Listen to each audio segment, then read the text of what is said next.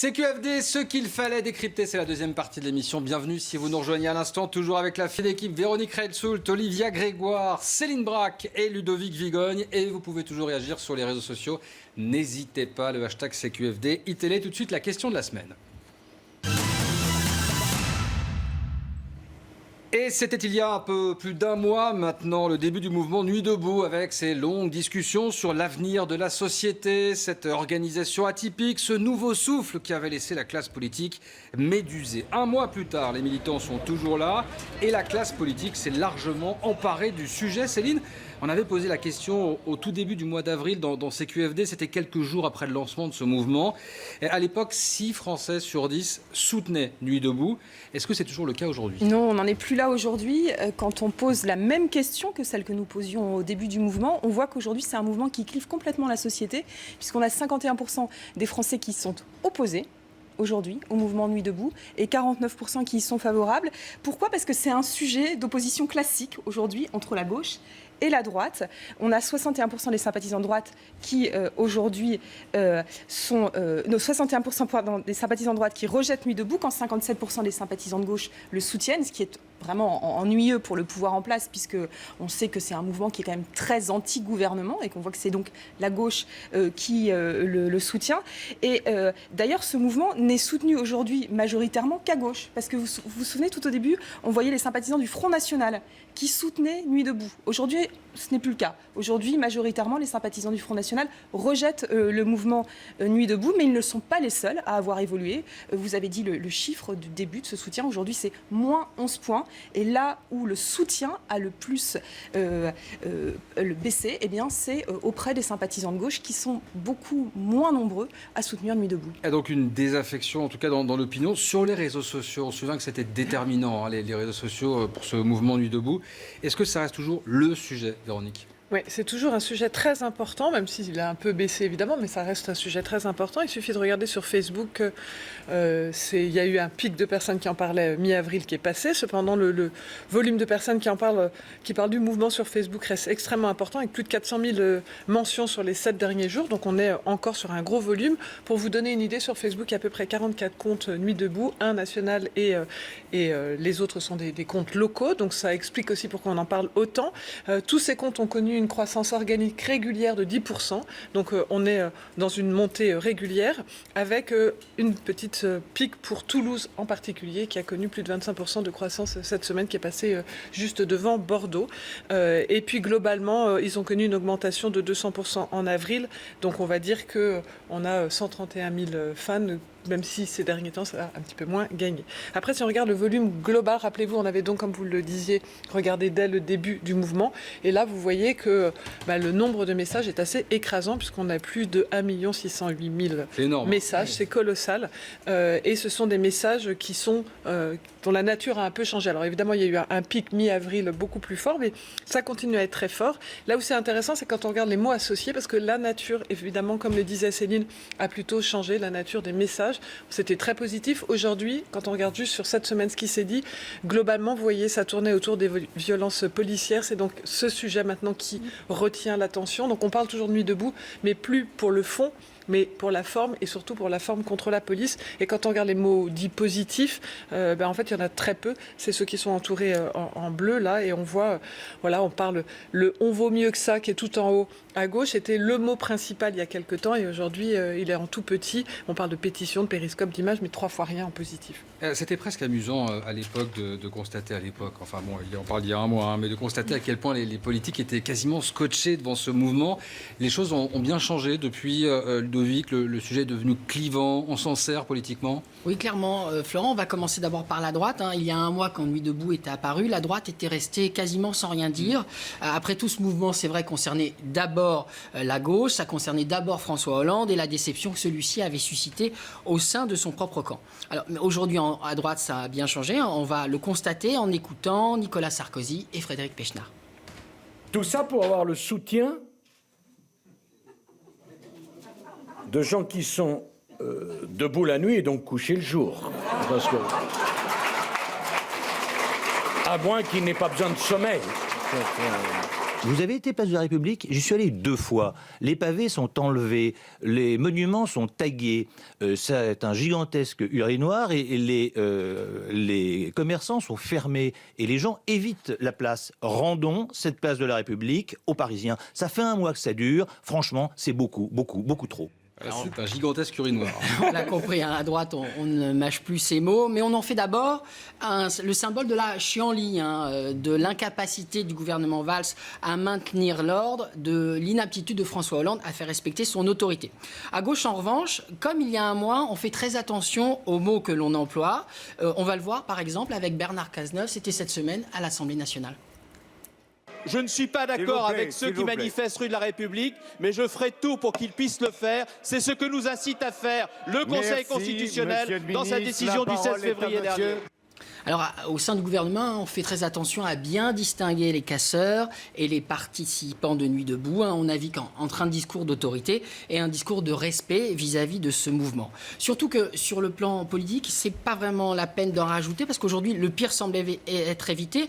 La Nuit debout est moins chaude, elle est moins sauvage que certains le craignaient. C'est pas tout à fait encore le mai 68 que certains imaginaient. Et même si le leader de la CGT, Philippe Martinez, est venu le 1er mai place de la République, on voit bien que la fameuse convergence des luttes, comme on dit à l'extrême gauche, et ben pour l'instant ça prend pas. C'est-à-dire le regroupement entre tous les combats, tous les mouvements sociaux, de tous les colères. Alors on verra si cette place est finalement évacuée ou si le mouvement finira par s'essouffler. Mais sur l'image du mouvement, Olivia, comment est-ce qu'on a pu passer de cette fascination, on va le dire, des médias et des politiques devant une belle jeunesse qui réfléchit à l'avenir, à cette image d'un mouvement, on va dire, sans projet cohérent, en tout cas très cohérent, voire même violent, en tout cas c'est ce que disent certains politiques? Je vais être assez dans la même tonalité que ce qui a été dit auparavant. Je pense que parmi les raisons de ce basculement un peu Nuit debout, d'un mouvement plutôt apprécié à un mouvement en question aujourd'hui auprès de l'opinion, ce qui est intéressant, c'est de voir leur communication. En communication, on a besoin, en règle générale, de 3 ingrédients pour réussir. Il faut un discours qu'on est capable de développer, il faut des messages assez clairs qui sont en rapport avec ce discours, et il faut aussi des porte-paroles pour porter les messages et le discours. Aujourd'hui, on a un mouvement avec Nuit debout qui a volontairement posé le fait de ne pas avoir de leader comme un marqueur, un attribut saillant. Ne pas avoir de leader, ça veut dire avoir des porte-paroles, mais dès que le porte-parole devient potentiellement un leader, on en change pour éviter toute émergence ou incarnation du mouvement au sein d'un seul homme et d'un leader. C'est pas que de la sémantique et des mots, leader, porte-parole. Le porte-parole va porter la parole sans chercher forcément à convaincre. Le leader se mouille, s'implique et cherche à remporter l'adhésion. Quand on regarde un peu, parce que la France n'est pas le premier pays à connaître un mouvement contestataire, on est plutôt dans la queue de la comète contestataire. Si on regarde ce qui s'est passé en Grèce, si on regarde ce qui s'est passé en Espagne, mais aussi ce qui s'est passé aux États-Unis, j'ai le sentiment en communication politique que l'émergence d'un leader politique est une condition sine qua non si on veut que le mouvement se transforme et connaisse une deuxième vie. Jaurès disait, l'important c'est de pouvoir transformer, faire passer notre idéal dans le réel pour faire bouger les lignes. Est-ce que Nuit debout va y arriver? Si on regarde à la gauche en Espagne ou en Grèce, il y avait des leaders identifiés, que ce soit Tsipras ou Pablo Iglesias. Qui sont aujourd'hui les leaders de Nuit debout? Il n'y en a pas. Et en fait, j'ai le sentiment que le mouvement Nuit debout est assez proche du mouvement des indignés que les États-Unis ont pu vivre. Et donc, cette fois-ci, on ne va pas aller sur les réseaux, on va aller juste regarder quelques images qui vont accompagner mon propos. Mais juste la force des images est assez intéressante. Quand vous mettez ce qu'il se passe aujourd'hui, place de la République, et ce qu'il se passait il y a maintenant 2 ans sur la place de la Bourse à Wall Street. Les images sont très similaires. On passe d'un mouvement qui est originellement d'échange et de remise en question de la vision démocratique à la violence, et ce très rapidement. Pourquoi ? Pas de leader, pas de message et pas de capacité à rentrer dans le débat politique. Aujourd'hui, le mouvement s'essouffle un peu en communication et comme vous le disiez, on a démarré sur des images qu'on va se remettre juste 2 secondes en tête parce que c'était ça au démarrage Nuit debout. Les premières images de Nuit debout, c'était celles-ci. Je voulais juste qu'on les revoie ensemble, quelques images d'e-télé. C'était à Toulouse. C'était à Toulouse, oui. Des prises de parole spontanées, des discours improvisés. Pour la 4e nuit consécutive, la place du Capitole s'est transformée en vaste agora. Écologistes, altermondialistes, militants de gauche, simples étudiants. Au-delà du retrait de la loi El Khomri, beaucoup viennent chercher un nouveau modèle de société. Aujourd'hui, quand on parle de Nuit debout, ce qu'on voit en termes d'images, Ça n'a plus rien à voir. Aujourd'hui, c'est ça, comme les unes des médias qui sont aujourd'hui publiées, notamment celle du Figaro Magazine. Et en réalité, la leçon qu'on peut prendre en termes de com', c'est qu'à défaut de message, à défaut d'avoir développé un discours, les échanges commencent à se réduire comme une peau de chagrin sur des sujets qui sont hyper périphériques. C'est un peu l'exemple qu'il y a eu ces derniers jours. Et je terminerai là-dessus, sans donner trop d'importance aux propos. Vous savez qu'il y a des commissions au sein de Nuit debout. Il y a une commission sérénité qui est en charge d'assurer l'ordre et d'être vigilant par rapport à l'ordre et au calme de la place de la République. Ces derniers jours, la commission sérénité de Nuit debout a émis un message pas très clair qui disait que les femmes ne devaient pas boire d'alcool place de la République parce que ça pouvait entraîner un certain nombre de problèmes.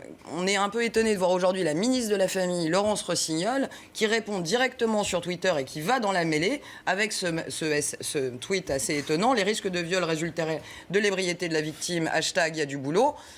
Sans donner trop d'importance à ces propos périphériques, c'est intéressant, la leçon de com', c'est sans message. En réalité, on s'accroche sur des sujets qui n'ont aucune importance.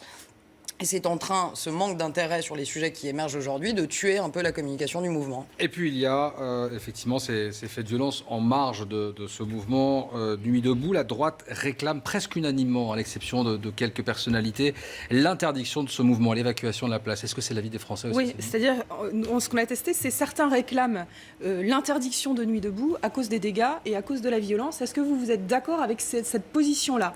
Eh bien oui, aujourd'hui, on a une majorité de Français qui nous disent à 54%, qu'ils sont d'accord avec ceux qui prônent l'arrêt de Nuit debout compte tenu de ces risques de dégâts et ces violences. Logiquement, ce sont les sympathisants de droite qui sont le plus favorables à ces propos, qui sont tenus, vous l'avez dit, par des élus de droite. On a 70% à droite. On a quand même 43% de sympathisants de gauche qui soutiennent aussi cette idée. Donc c'est pas complètement, c'est pas complètement absent pour les sympathisants de gauche.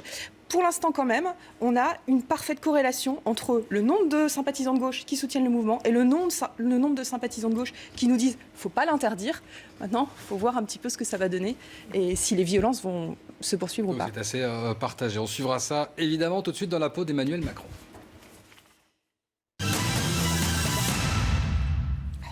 Bonjour à tous, je suis Emmanuel Macron et voici mon nouveau cheval de bataille, la pucelle d'Orléans, Jeanne d'Arc, que j'irai célébrer dimanche dans la ville qu'elle a libérée en 1429. Non, Jeanne d'Arc, ce n'est pas la propriété du Front National et c'est d'ailleurs peut-être l'occasion de délivrer là mon premier discours sur l'identité française, un terrain glissant. Je suis Emmanuel Macron, je vais donc prononcer ce discours dimanche.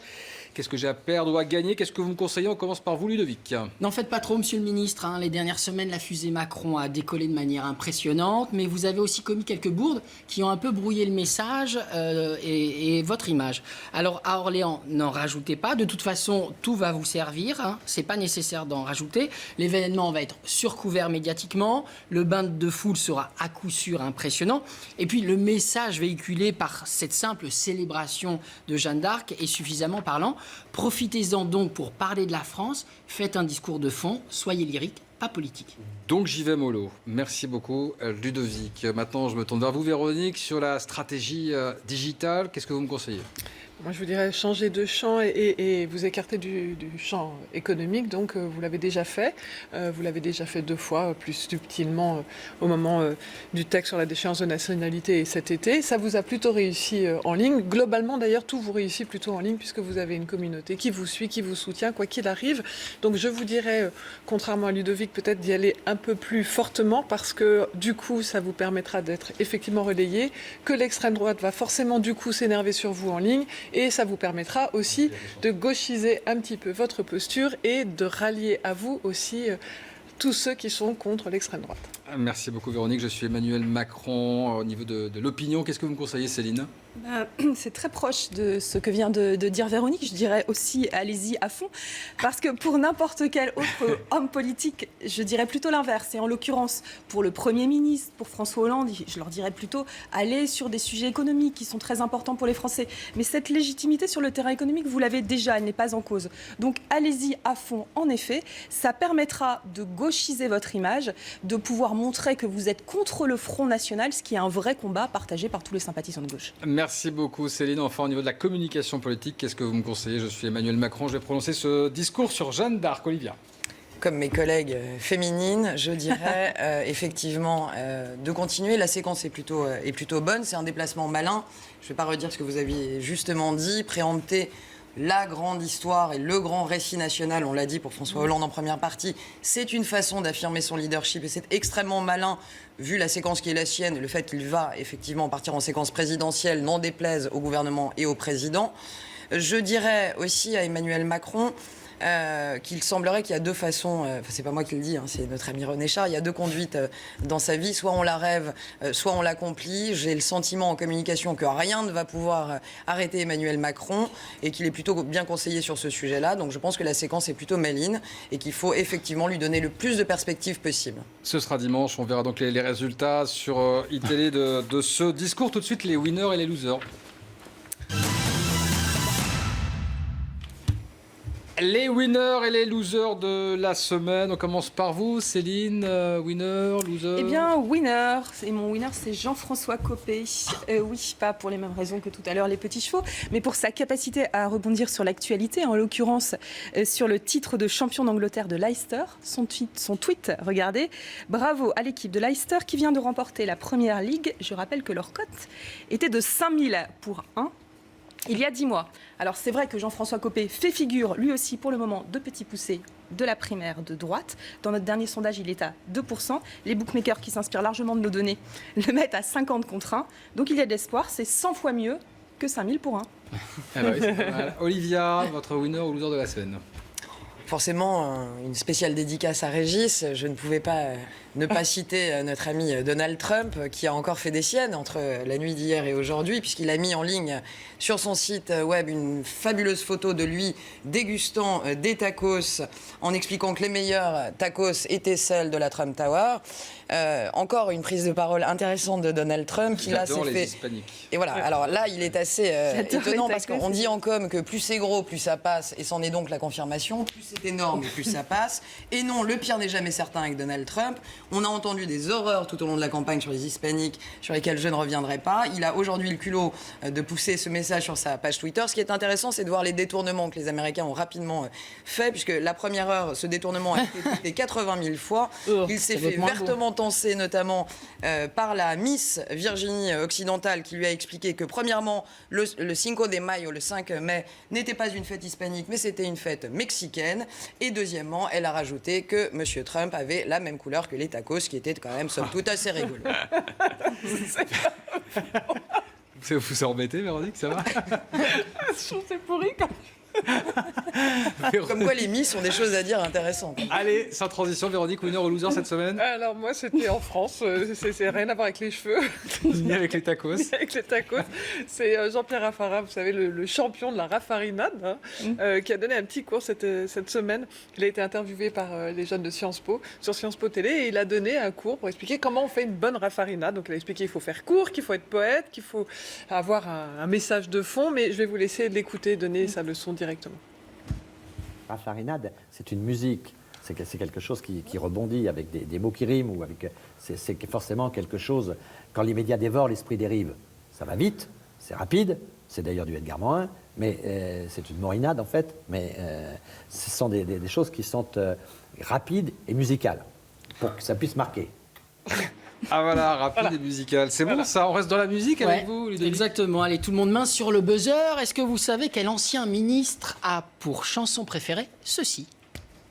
Des années 80, moins Colombine, Carlequin, ça chante bien l'été sur la gamme, qui va du grand sourire aux larmes. Non, c'est pas Michel Alliot-Marie, c'est Rachida Dati. Est-ce que vous savez qui a mené sa vie en fonction de cette chanson?